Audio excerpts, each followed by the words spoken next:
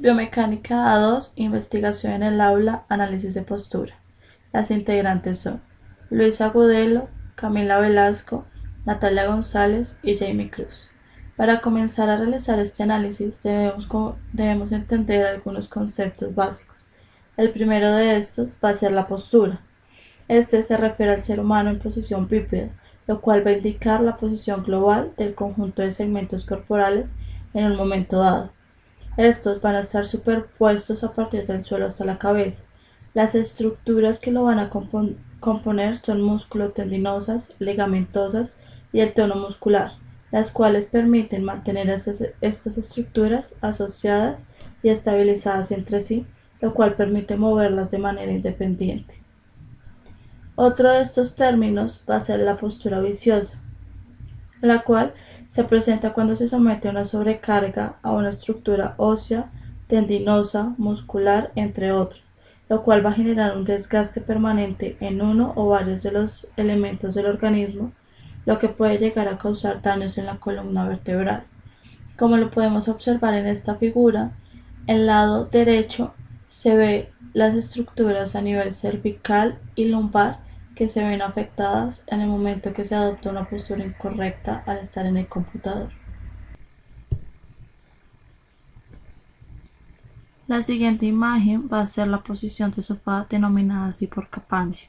Esta va a provocar una gran presión en los discos intervertebrales a nivel lumbar. El siguiente término que debemos comprender es la postura neurofisiológica. Esta da un ajuste constante de articulaciones y músculos, los cuales van a estar integrados en diferentes sistemas como lo son la detección, transmisión y procesamiento de información sensorial y motora en el sistema nervioso central, adaptándolo así a respuestas motrices para dar una postura adecuada dependiendo del entorno en el que se encuentra, manteniendo así el centro de gravedad. En esta imagen podemos observar cómo camina una persona, la posición en la columna que adopta una persona que su estado de ánimo está decaído.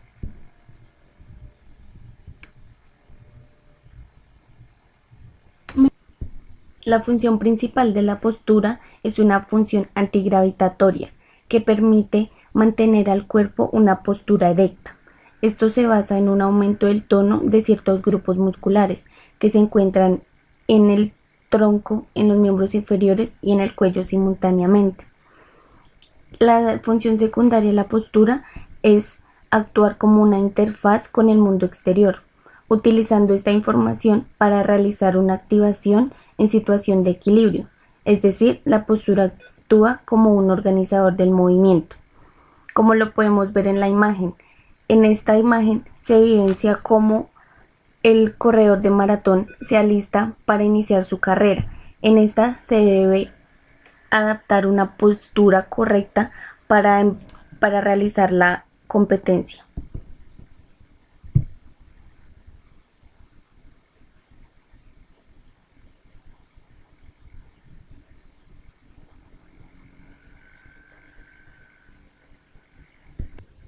Otro aspecto importante será la postura correcta, que se verá reflejado en la figura 6, donde la cabeza se debe colocar en posición recta en equilibrio sin que la barbilla esté demasiado alta.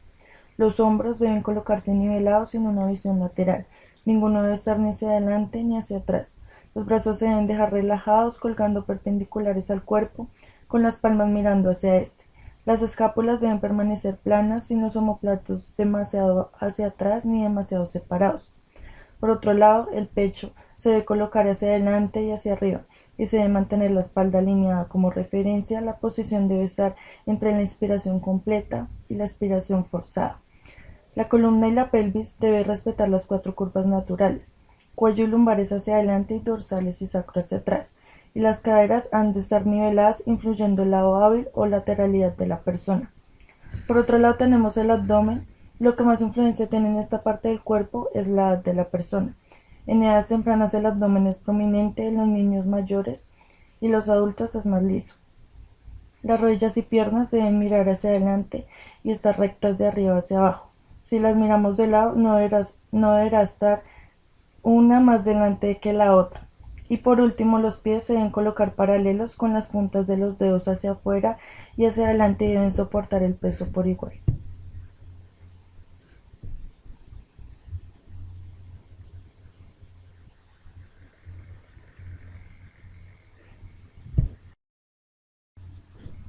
En los primeros meses de vida, nuestra curvatura es cifótica, es decir, cóncava hacia adelante.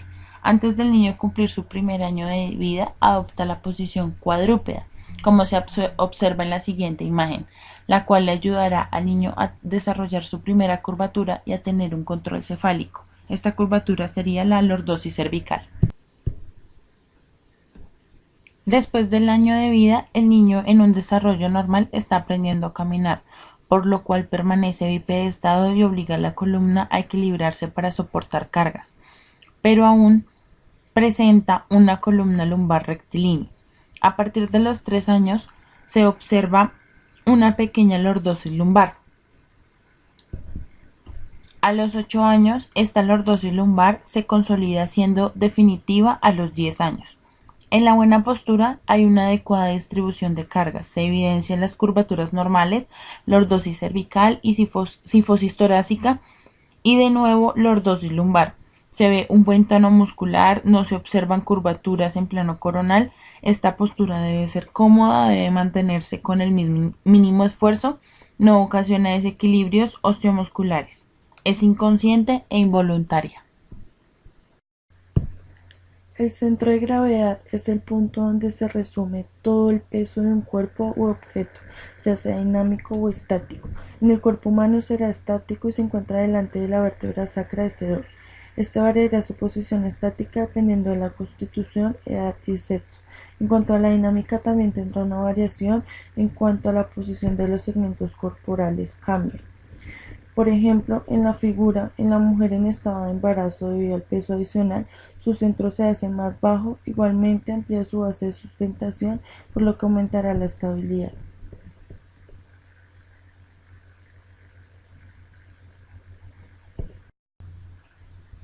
La línea de gravedad, de acuerdo a la figura, representa una línea vertical imaginaria que atraviesa el centro de gravedad.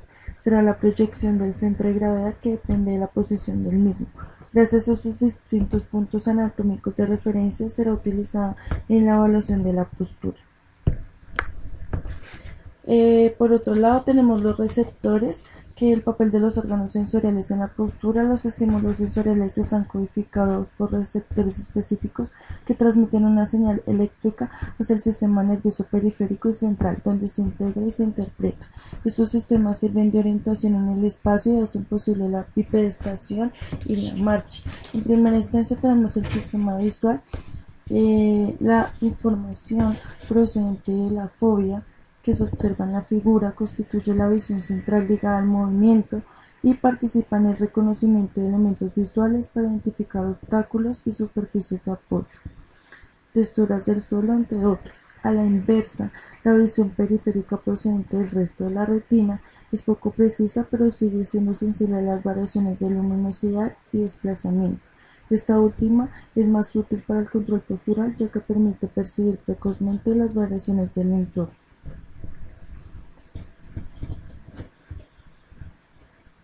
Por otro lado, tenemos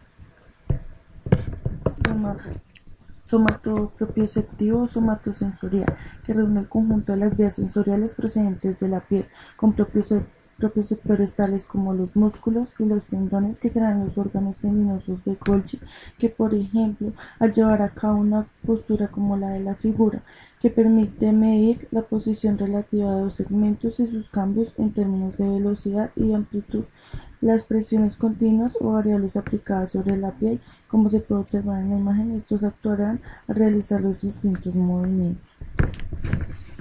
Y en última instancia tenemos el sistema vestibular. Las estructuras del aparato vestibular, como los conductos semicirculares que se observan en la figura, son sensibles a las aceleraciones y desaceleraciones angulares por la deformación de la cúpula debido al movimiento del endolinfo.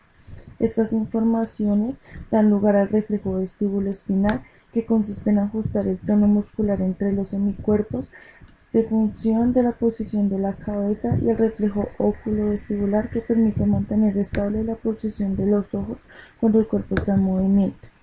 La integración de estas informaciones por los núcleos vestibulares y del cerebelo regulan la tonicidad del cuello, permitiendo definir la orientación de la cabeza con respecto al cuerpo.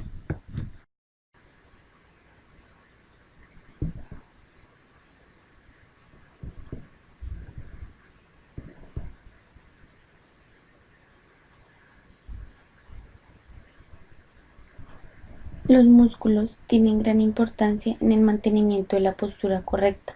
En esta parte, tanto los agonistas como los antagonistas están en constante lucha contra la gravedad. Existen músculos que trabajan juntos, estabilizando el tronco y la pelvis en las extremidades inferiores.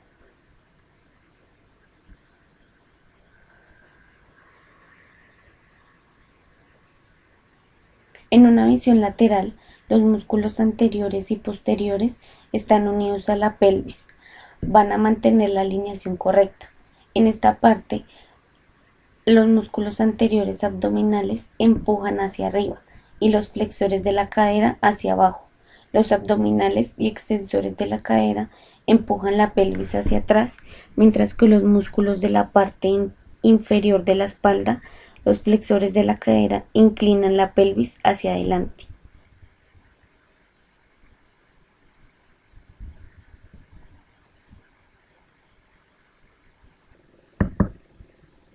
Para la valoración de la postura se deben tener dos aspectos importantes en cuenta. Uno es la historia clínica y dos, la valoración en los 4 planos: anterior, posterior, lateral izquierdo y lateral derecho.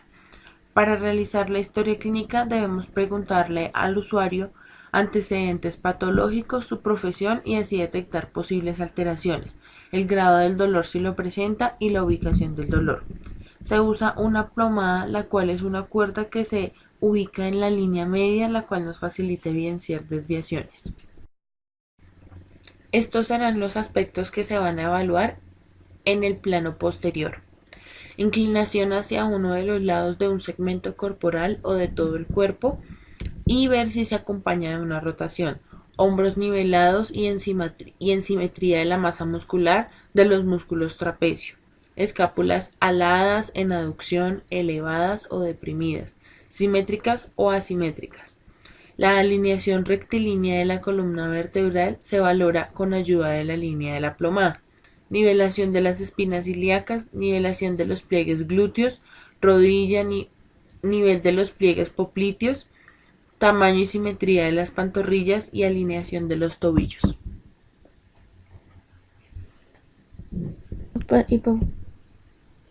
En el plano de la vista lateral se estudian las curvas fisiológicas de la columna vertebral. Las condiciones de la línea de plomada que sigue la proyección del eje de la gravedad divide el cuerpo en dos mitades, anterior y posterior. Esta línea debe coincidir con la línea de referencia en el alineamiento ideal. En una vista lateral son: por delante del maleolo externo, por delante del eje de la articulación de la rodilla, por detrás del eje de la articulación de la cadera, por los cuerpos de las vértebras lumbares, por la articulación del hombro, por el cuerpo de la mayoría de las vértebras cervicales, por el maleolo auditivo externo, por detrás del vértice de la sutura coronal, en posición de los hombros si hay proyección hacia adelante. Estudio de las curvas fisiológicas de la columna vertebral, lordosis cervical y lumbar y cifosis torácica. Alineación y forma del tórax, abdomen prominente, rodillas en posición neutra, altura y alineación de la bóveda plantar. El propósito del análisis postural en vista anterior es corroborar el registro del estudio de la vista posterior y análisis de los segmentos que son finalmente observables en las otras vistas.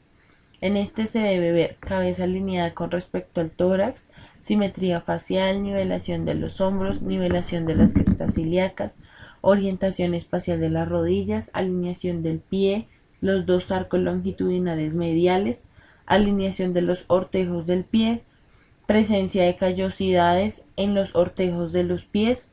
Es importante al realizar esta observación de valoración se anoten todas las asimetrías óseas y de los tejidos blandos.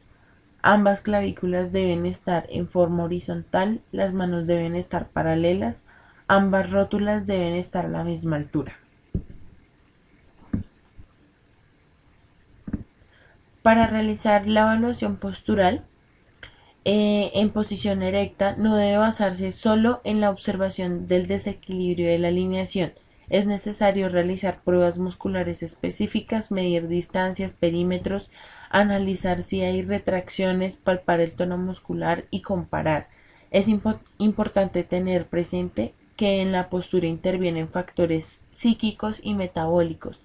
Por consiguiente, hay que realizar una evaluación integral. Una correcta evaluación nos ayudará a determinar de manera más acertada cualquier afección y asimismo poder determinar un tratamiento adecuado. La flexibilidad es la capacidad del organismo para mover las articulaciones dependiendo del rango de movilidad respectivo. Esta capacidad se relaciona directamente con la postura, ya que por medio de esta capacidad articular se facilita la contracción muscular y por ende la adaptación postural adecuada.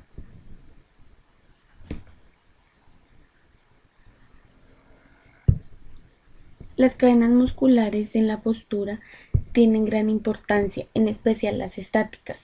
Una de estas es la cadena anteromediana, que se ocupa de la estabilidad de las bases corporales, como la pelvis, el tórax y el pie, para que el resto puedan realizar su función.